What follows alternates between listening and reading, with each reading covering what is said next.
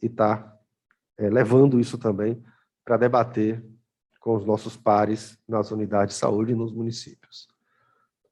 Grande desafio: detecção oportuna de caso, o aumento da cura e o foco nas populações prioritárias. Então, a gente precisa incorporar isso no programa.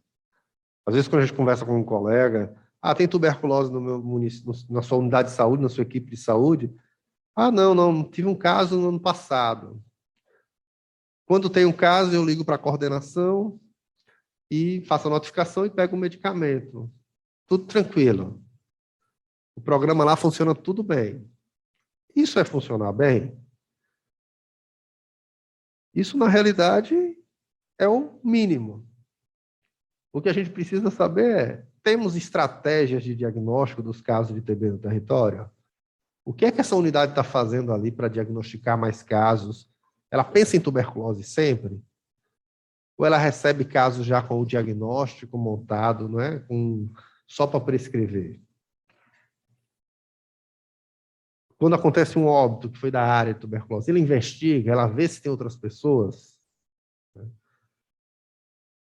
Os pacientes que abandonam na minha área, no meu município, abandonam só por abandonar mesmo? Tem fatores ali que eu poderia estar mudando, apoiando, né?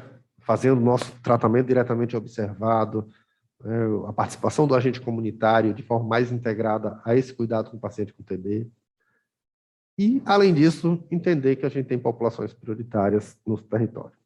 Eu vou citar só algumas coisas mais importantes, e acho que o fundamental, quando a gente fala do diagnóstico, é pensar nesse conceito de sintomático respiratório, né, para que a gente tenha, né, essa detecção oportuna, que a gente implemente, de fato, estratégias de busca ativa de casos de sintomático respiratório.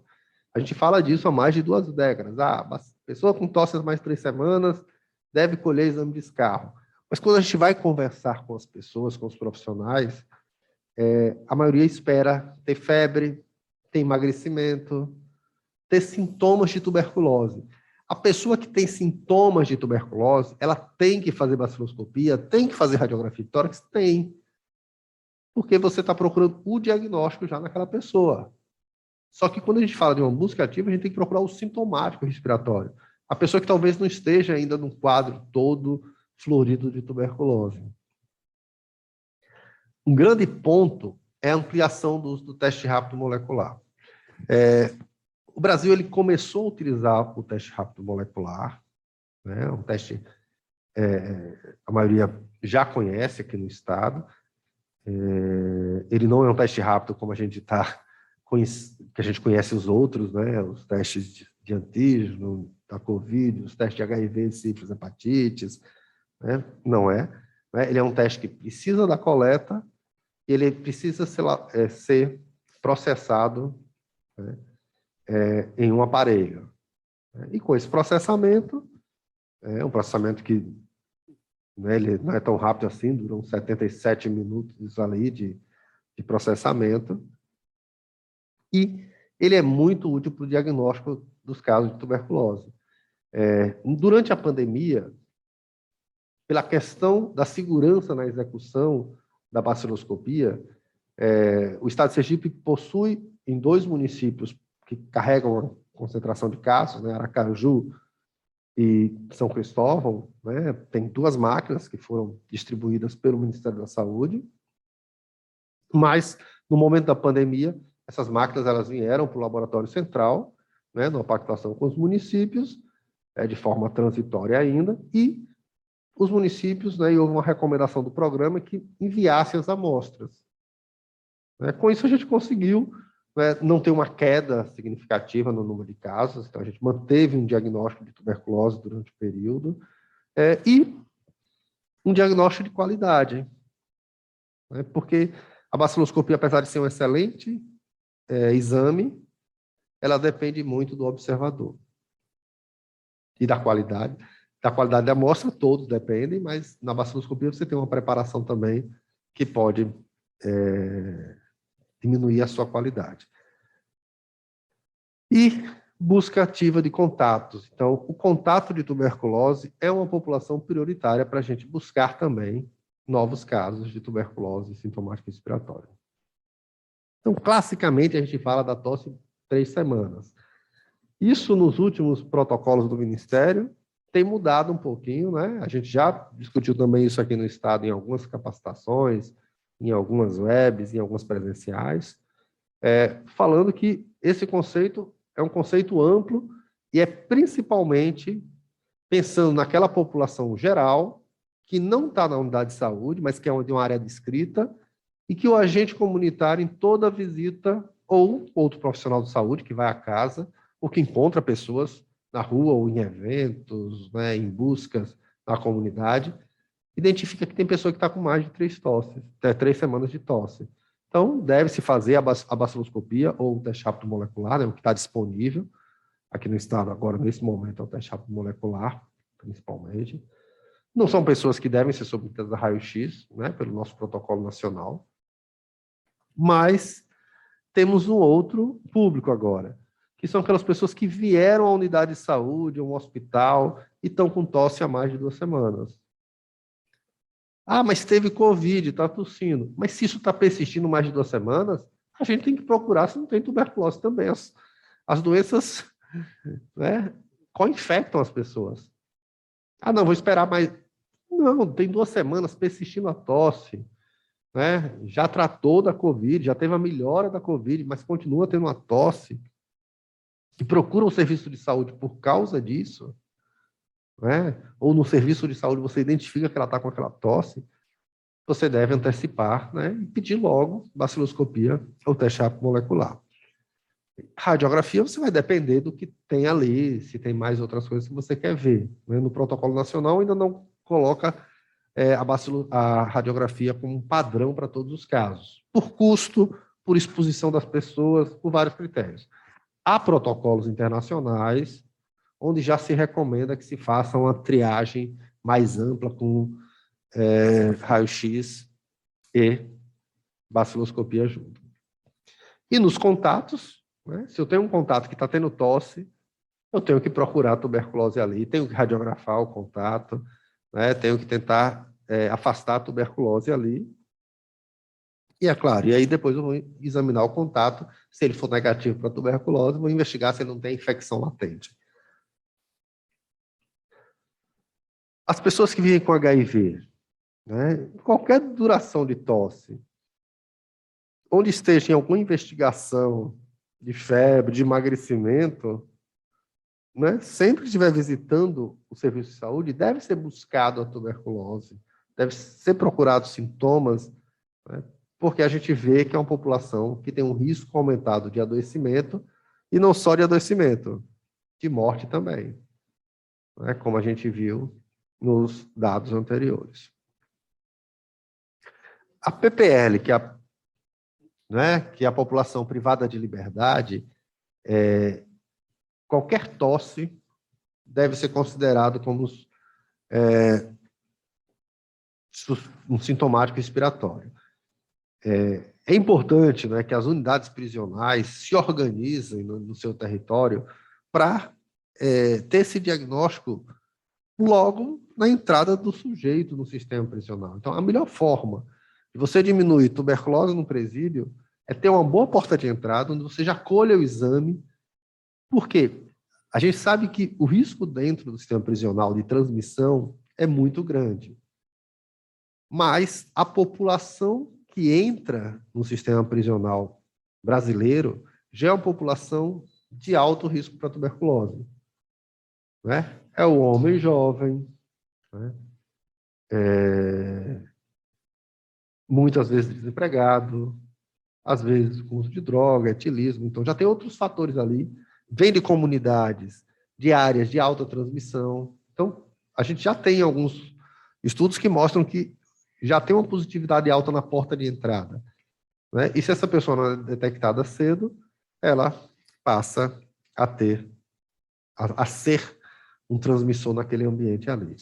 E, além disso, há um estímulo, né, que estados e municípios e sistema se organizem para tentar fazer algumas campanhas de busca de sintomáticos respiratórios dentro das unidades prisionais e realização de exames, né? É claro que tudo vai depender da estrutura que tem, né? Por exemplo, assim, uma estrutura O Programa Nacional ele até coloca, nessas triagens é importante ter radiografia de tórax, mas talvez não seja uma coisa fácil para você ter radiografia de tórax e radiografar, né, todo sintomático, se não for numa porta de entrada. Então, tudo isso tem que ter as particularidades locais. E a população em situação de rua? Então, a gente precisa cada vez mais focar nessas populações, né? Então, qualquer duração, né, qualquer tosse, qualquer sintoma deve ser buscado tuberculose. Importantíssimo quando a gente trata com a população de rua, tentar identificar se não tem registro anterior de tuberculose, né, que muitas vezes na hora de identificar, se diagnostica, a gente não olha para esse detalhe, e quando a gente vai ver, são pessoas que já entraram umas 10 vezes no sistema, já foram notificados em várias portas de entrada, em vários pronto-socorros, e é fundamental que essas pessoas a gente tente mapear adequadamente. Então, se você está na rede hospitalar e faz o diagnóstico de tuberculose, uma pessoa que vive em situação de rua, é muita irresponsabilidade você dar alta para essa pessoa com a receita na mão e encaminhar para a unidade de saúde. Você precisa articular com o município, com a unidade, então você tem essa responsabilidade ética de fazer essa articulação. Não é porque você está na assistência que, não, fiz o diagnóstico. Porque prescrição não cura tuberculose. O que cura tuberculose é o tratamento, é o cuidado. Então, é fundamental que as unidades, aí eu foco muito aos hospitalares, tenham essa responsabilidade, identificando um caso desse, fazer toda a articulação para garantir que aquela pessoa, pelo menos, seja do conhecimento do município, para que o município possa apoiar esse tratamento, criar alguma rede que garanta a cura dessa pessoa. Além disso, é claro, a gente sabe que populações que vivem em instituições de longa permanência, albergues, que apresentem tosse em qualquer duração, por serem locais de alta transmissibilidade, é importante que a gente sempre avalie esse serviço, sempre veja se tem pessoas com tosse ali e que possam estar transmitindo naquela comunidade. Indígenas também, qualquer direção, qualquer duração de tosse indígenas também deve ser investigada, a tuberculose, porque a gente sabe que é uma população que foi bem dizimada com a invasão das Américas, e por várias doenças infecciosas, incluindo a tuberculose. Então, há um risco de adoecimento maior dessa população. Além disso, profissionais de saúde, então a gente tem que, cada vez mais, além das medidas de biossegurança, os serviços precisam se organizar para isso, para que na admissão do profissional, nos exames médicos anuais, se identifique a presença de tosse, se tem tosse, deve-se colher o exame, e, além disso, as outras medidas que devem ser feitas para o acompanhamento do profissional, viragem de teste tuberculínico. Vivemos nesse momento de imigração, então a gente tem que entender que as pessoas, às vezes, vêm de países onde a incidência é muito alta, vêm em condições socioeconômicas de grande vulnerabilidade, vão para ambientes aqui no país de maior vulnerabilidade também, e com isso você pode ter casos ali, então você precisa criar estratégias de identificação de tosse dessas pessoas, você deve fazer a coleta. Para estados de fronteira, isso também é mais enfatizado ainda. E um público que entra são as pessoas com diabetes, que é um grande público de unidade de saúde. Se tem tosse, há 2 semanas, deve colher também. A tuberculose tem sido cada vez mais um risco mais frequente na população, mas tem sido um risco também de adoecimento e de uma resposta mais lenta ao tratamento. Hoje temos essas 2 opções, então a baciloscopia, que é um exame que a gente já conhece aí há mais de um século. A baciloscopia não deixou de existir, ela existe, ela é fundamental. Mas o papel mais importante dela, quando a gente tem o teste rápido molecular, é fazer o controle do tratamento.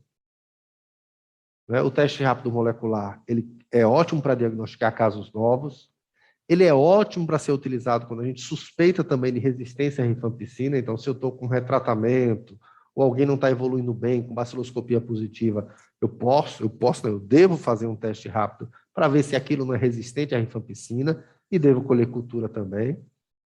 Ele detecta o DNA do complexo Mycobacterium tuberculose, e com isso, o grande problema, se a gente for pensar para o acompanhamento, é que pode ficar ali fragmentos de DNA durante todo o tempo, e um teste rápido positivo não diz que o tratamento está ruim. Né? Então, por isso que ele não está indicado para fazer esse acompanhamento. O acompanhamento precisa ser com a baciloscopia mensal, e isso é fundamental para a gente detectar a resistência o mais precoce possível. Né? Hoje o Brasil, né, ele já vem evoluindo com isso na última década, de ter um sistema próprio para pegar os casos que precisam de resistência, ter a opção de outros medicamentos para tratar as resistências de outros esquemas. Esses esquemas, eles são conduzidos pela referência estadual, mas o seu acompanhamento ele vai se dar de forma compartilhada com a equipe municipal. Para quem não está habituado, né, aqui é um aparelho de teste rápido molecular, então você dissolve ali, coloca o insumo e processa, e vai vir um resultado que vai dizer que tem a presença do Mycobacterium tuberculosis, e se foi detectado o Mycobacterium tuberculosis, e se foi detectada ou não a resistência à rifampicina, que é fundamental isso, né? A gente conhecer isso no começo de um tratamento, né, é fundamental. Então, uma recomendação, né? Sempre que vem um positivo, você reconfirma, mas você vai fazer o encaminhamento, a colicultura, para ver se tem resistência a outros medicamentos também.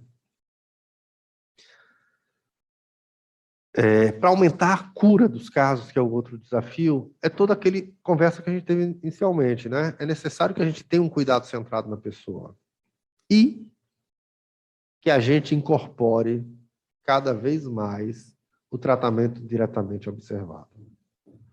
Que a gente analise no nosso território quais são as estratégias que a gente pode fazer para que esse tratamento seja observado por um profissional de saúde. Temos, né, no nosso território uma grande cobertura de equipe de saúde da família, com agentes comunitários, que, em sua maioria, moram, né, residem naquele território. Então, o paciente com tuberculose ele não pode ser encarado como um paciente que eu vou fazer uma visita mensal. Isso a gente faz para o resto da comunidade. O paciente com tuberculose ele tem um tratamento ali que, em média, vai durar 6 meses. Então, aqueles 6 meses tem que ser de dedicação da equipe. E a gente não está falando de dezenas de pacientes por equipe. A gente está falando de unidades aí. Temos equipes que têm mais pacientes, porque estão em áreas de alta transmissão, mas a grande maioria não. A grande maioria não tem muitos pacientes e não tem paciente o tempo todo. Então, é fundamental que a equipe acompanhe, discuta o caso junto, veja quais são as estratégias melhor de observar essa tomada do medicamento. Porque só a garantia da tomada do medicamento é que vai nos facilitar na hora de chegar a algumas conclusões. Se está tendo uma falha terapêutica, se pode ser uma resistência, se o paciente está abandonando, se tem toxicidade do medicamento.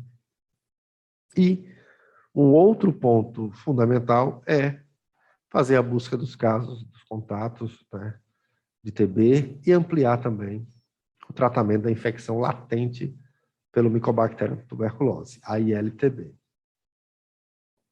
Então, a streptomicina, que foi o primeiro antibiótico utilizado aí para a tuberculose, né, já descoberta no século passado.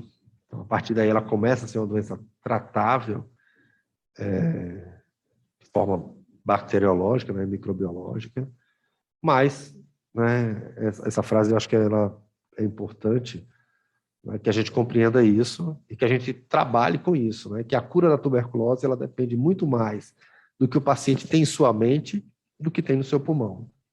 E o que o paciente tem na sua mente, e acho que também entra aqui o que a equipe tem na sua mente, né? O que a equipe enxerga que a tuberculose é de problema de saúde pública e não de problema individual do sujeito. Não é? Porque se a equipe encarar que o problema é do paciente, que o paciente se trata, se quiser, que ele está dando medicamento, que tem remédio, pronto, aí você não está fazendo muita coisa pelo seu paciente e nem pelo controle da tuberculose. Então, a equipe precisa incorporar que a tuberculose é um problema de saúde pública e que a gente precisa lutar juntos, né, com o paciente, com a família, com a comunidade, para o adequado controle. E para isso a gente precisa trabalhar em rede, né? A atenção à tuberculose, a gente foca muito a atenção básica, a atenção primária à saúde, mas a gente sabe que em alguns casos a gente vai precisar da referência secundária e terciária. Né? A referência secundária é onde vai se utilizar esquemas alternativos para as toxicidades, é onde eu vou avaliar as dúvidas que eu tenho para iniciar tratamento, né? Naqueles casos onde as baciloscopias são negativas, mas a suspeita ali é forte e eu não tenho habilidade nem número de pacientes suficiente para fazer um diagnóstico baseado só na clínica e nos achados indiretos, nos outros exames que não a baciloscopia. Então, eu preciso discutir isso com a referência secundária. E a terciária, onde eu vou cuidar das resistências. Então, esses níveis de atenção, eles devem ser articulados, né? E a articulação deve ser feita pelos profissionais, mas também pelos gestores dos programas, né, fazendo toda essa articulação aí, para que a gente garanta um cuidado integral. Então, é fundamental que a gente entenda que esse cuidado na rede de atenção deve ser, né? Lembrando que aí a gente está falando desses serviços, mas essa rede pode ser composta por outros serviços, né? Além da unidade de saúde, além do serviço de saúde, né? Como trazer assistências sociais, o CRAS, a sociedade para ajudar. E é claro isso, tudo isso com informação, né, para que a gente garanta que tudo que a gente está fazendo tenha reflexo também nos indicadores de saúde. E focar em populações prioritárias. Porque o risco dessas populações é diferenciado de adoecimento. Então, a gente tem na população de rua 56 vezes, né, mais chance de adoecimento do que a população em geral. População sistema prisional, mais de 35 vezes o risco é maior do que na população geral. As pessoas que vivem com HIV, 21 vezes. Isso tem diminuído. A gente já teve no HIV o maior risco de adoecimento. Esse risco ele é maior quando as pessoas não têm o diagnóstico de HIV antes. Só que aqui, como a gente considera a população geral, a gente tem, né, muitas pessoas que já têm um diagnóstico de HIV e que já fazem tratamento. Então, isso diminuiu o risco, mas mesmo assim, a gente está falando de um risco 21 vezes maior do que a população geral. E a população indígena que vem com esse risco de adoecimento aí, 3 vezes maior do que a população geral. E quando a gente olha a carga de casos novos, aqui pegando 2020, veja, dos casos de tuberculose que tiveram no Brasil, 11,2% estavam no sistema prisional. 8,5% eram de pessoas vivendo com HIV. Né? 1% de índio e 2,8% de população em situação de rua. Pode parecer pouco, 2,8%, mas vamos pensar que a gente está falando das pessoas que vivem em situação de rua em relação a todos os moradores do país. Né? Então, de cada 100 pessoas que adoecem, 2,8% vivem em situação de rua. Para a gente estar encerrando, a gente vai falar um pouquinho, de forma rápida, da necessidade de a gente aumentar o exame de contato. Então, a gente precisa fazer um exame de contato, mas o exame de contato não é só perguntar para o doente se alguém na casa está tossindo, não. Se alguém tem sintoma de tuberculose, e isso achar que já examinou o contato. O exame de contato você tem que trazer as pessoas, identificar risco, ver que se tem criança, né? Fazer radiografia, fazer um teste, né? A prova tuberculínica, né, para tentar identificar a infecção e ampliar o tratamento da ILTB. O país ele tem ampliado as ofertas de tratamentos para ILTB. Por muito tempo, a gente só tinha isoniazida, porque os estudos mostravam que a isoniazida era o único que era seguro utilizar. Havia uma dúvida se a utilização de medicamentos, como a rifampicina, pudesse aumentar o risco de resistência dos casos de tuberculose ao uso da rifampicina. Então, sempre foi uma dúvida. Se usar o tratamento preventivo aumentava o risco. Os estudos têm mostrado que não. O que aumenta o risco é o uso inadequado, é o uso irregular. Então, o tratamento da infecção latente pela TB deve ter a mesma seriedade do tratamento da TB, a mesma seriedade ideal. Quer dizer, você deve procurar tratar a pessoa durante todo o tempo. Problemas com os esquemas que tem a isoniazida. Apesar da isoniazida ser o mais clássico, é a duração. Né? A gente tratou muito tempo por 6 meses, mas alguns estudos sempre mostraram aí nos últimos anos que você devia pelo menos fazer 9 meses. Né? Então ficou de 6 a 9 meses, quer dizer, tem 3 meses aí. Por quê? Porque a isoniazida não é esse medicamento tão bom para formas latentes de tuberculose, por Mycobacterium tuberculose na forma latente. Então, só relembrando aqui, né, a prova tuberculínica,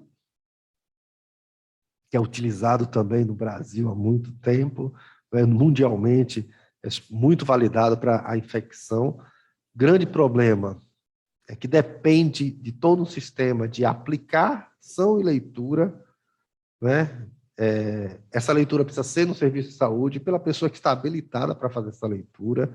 Então, a pessoa precisa ir 2 vezes, pelo menos, ao serviço de saúde, e tudo isso diminui a adesão das pessoas a ela. E a dificuldade, né? A gente passou algum tempo aí sem ter a prova tuberculínica, né? O PPD disponível, né? Alguns sem treinamento. Esses anos de pandemia não permitiu que se fizesse novos treinamentos, porque são treinamentos presenciais, a necessidade de execução. Então, tudo isso traz uma dificuldade para ela. Mas é o exame, hoje, o exame preterido para o diagnóstico da infecção latente.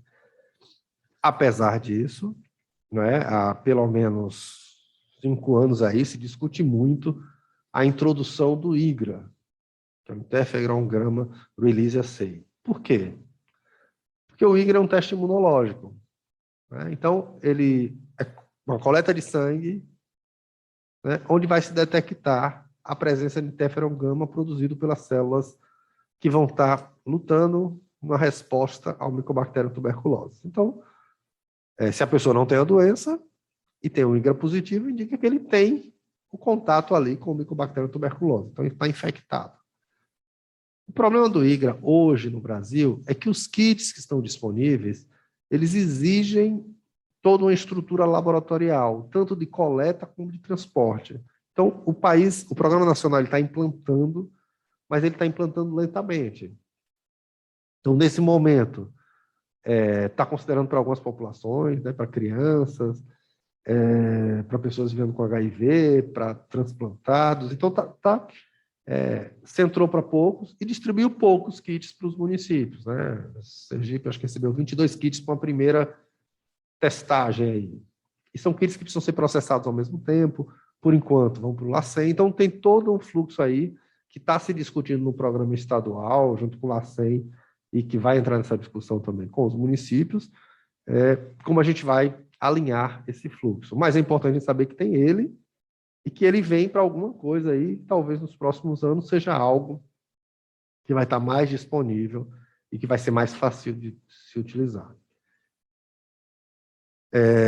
O treinamento da prova tuberculínica, como a gente tinha falado, tem uma dificuldade maior. Do IGRA é mais fácil, porque é no laboratório, então já são pessoas que estão habituadas a colher sangue, a processar, né, e a fazer ELISA, então passa por uma técnica semelhante. A prova tuberculínica, ela é interessante, porque você pode fazer ela seriada, quer dizer, a pessoa é negativo, depois você faz, né, e vai fazendo um acompanhamento. né? Depois que ele positiva, tudo bem, positivou, mas o IGRA, ele pode ter reversão, pode ter conversão espontânea, então esse papel de acompanhamento seriado não tem sido muito indicado no momento. É claro que é um teste novo, isso aí os protocolos posteriores podem trazer mudanças. A prova tuberculínica, como eu falei, a necessidade de um retorno ao mesmo serviço para a leitura. Necessidade no IGRA, você tem a necessidade de uma visita única para a coleta, o resultado depois vai pelo sistema, né, pelo GAL. A tuberculínica não precisa de laboratório, né, é feito, na grande maioria no Brasil, por enfermeiros treinados, capacitados. O IGRA necessita de um laboratório. A prova tuberculínica, né, quando você aplica o PPD, você pode ter um efeito booster, isso pode positivar a sua prova, então é alguma coisa que tem que observar. O IGRA não tem esse problema. Não existe o resultado indeterminado para a tuberculínica, né? Aquilo não é. Se você ficar em dúvida, é porque, na verdade, você está precisando melhorar ali a qualidade de leitura. E, né, o IGRA tem uma taxa de indeterminados. E que alguns estudos preliminares no Brasil mostraram até que isso tem sido um pouco mais do que a literatura refere. E agora, né, esses são os últimos slides, só para a gente mostrar que os esquemas que a gente tem hoje, a gente tem algumas opções para tratar a ILTB, a infecção latente pela TB. Então, esses esquemas, eles têm preferências para alguns grupos, isso muda um pouco de acordo com a disponibilidade dos medicamentos. Então, como a gente incorporou outros esquemas recentemente, esses outros esquemas não estão em quantitativo suficiente para substituir. Então, hoje, né, a isoniazida ainda continua sendo o carro-chefe na transmissão, no uso do tratamento preventivo da ILTB, da infecção latente pela tuberculose. O tempo ideal, né, são as 270 doses, feitas lá em 9 meses. Esse é o esquema preferencial, mas há essa variação aí de 6 a 9 meses, mas você deve sempre buscar os 9 meses. Pode ter efeitos, né, da isoniazida, se for contato resistente à isoniazida, então tudo isso tem que ser avaliado. Ou hepatopatas, né? Então tudo isso tem que ser avaliado junto ao programa. Então a gente tem opções. A gente acaba prescrevendo mais a isoniazida, porque também é o que está mais disponível, mas a gente tem que lembrar disso, que existem esquemas e que a gente deve, à medida do possível, passar para outros esquemas que sejam mais fáceis. Ainda eles não são disponíveis em quantitativo, né? Então às vezes a gente pode prescrever outro esquema e o programa estadual, municipal, dizer, olha, a gente não tem esse, usa o outro, né? Ou avaliar se vai fazer novos pedidos, né? Até a gente ter um ritmo maior. Eu vou passar um pouquinho, depois a gente... Aí ele complementa também.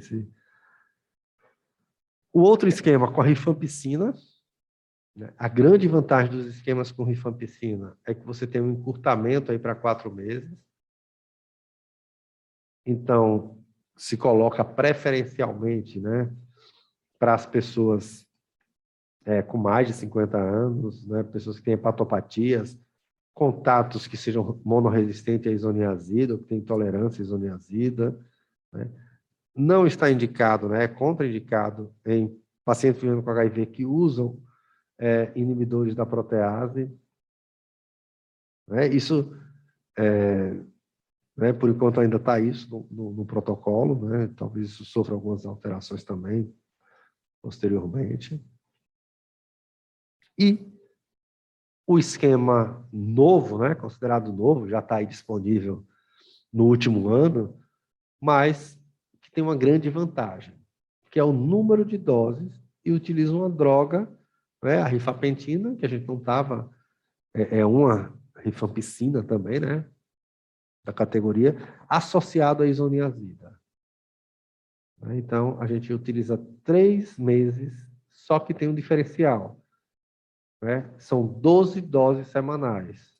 Então, eu vou ter ao invés de estar dando aquele clássico de 300 miligramas de isoniazida, né, se dá 900, uma dose de 900 de isoniazida, mais 900 de rifampicina, né, no adulto e em criança, dependendo do peso aí, vai fazendo as alterações. São 12 doses, então uma dose por semana. Qual é o problema? Essa dose, ela precisa ser supervisionada. Preferencialmente na unidade de saúde. Né? Para você ter essa garantia da supervisão. Porque a gente está fazendo um esquema, que é um esquema que ele é testado para isso, para ser uma dose supervisional. Então, se a gente perde uma dose dessa, a gente vai ter que recomeçar, né? Vai ter que fazer outras avaliações que estão fora dos esquemas, né? Do que foi estudado na eficácia desse esquema. Então, ele é um esquema excelente, né? Serve para todas as indicações de LTB, inclui também as pessoas vivendo com HIV, né? Mas sempre o tratamento deve ser diretamente observado de todas as doses, né? E é claro que pessoas que têm resistência à isoniazida ou intolerância à isoniazida não devem tomar. Principalmente intolerância à resistência, porque não vai fazer efeito, você está tratando com a droga única, e a intolerância porque a gente está falando aqui de uma dose maior ainda, né? Se a gente está habituado a usar o 300, aí a gente está falando de usar, né, o triplo dessa dose em dose única.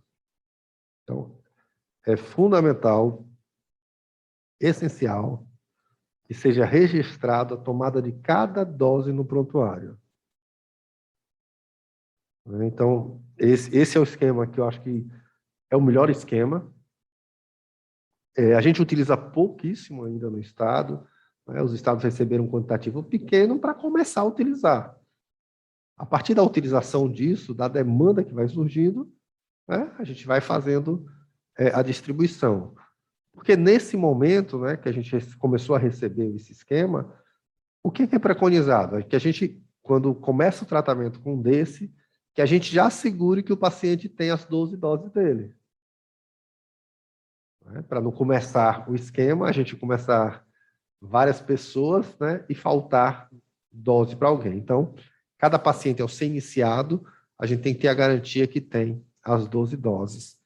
E essa garantia do tratamento supervisionado. Então, quem tiver dúvida também, articule aí com o seu município, né, conversa com o programa estadual, para a gente ir implantando cada vez mais esse esquema, né, talvez como um esquema futuramente, o esquema preferencial, já que ele pode ser utilizado, né, para todos, excetuando-se as intolerâncias e as resistências à isoniazida.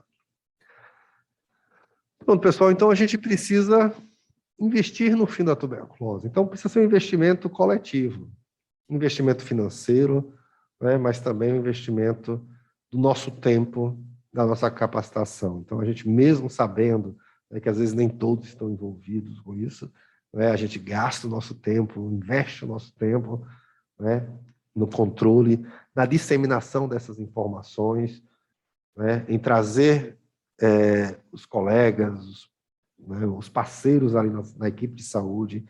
Não se faz programa de controle da tuberculose, né, no consultório médico só, né? Então, o controle da tuberculose no território ele tem que ser uma ação articulada em toda a equipe de saúde para começar, mas tem que ser algo que vai além disso, tem que ir para toda a unidade de saúde, né? O segurança, o vigilante, o recepcionista, quem fica na farmácia, todo mundo tem que estar integrado nisso, né, para que a gente realmente consiga dar um passo, pelo menos o primeiro passo, ao fim da tuberculose. Essa web ela vem, né, falando dessa semana, e lembrando a todos, né, que no dia 24 de março é o Dia Mundial da Luta contra a Tuberculose. Então é fundamental que todos se engajem nisso, né, da forma que pode, na rede social, né, no seu município, nas suas ações, para que a gente, de fato, dê esse nosso primeiro passo aí ao fim da tuberculose. Bom dia.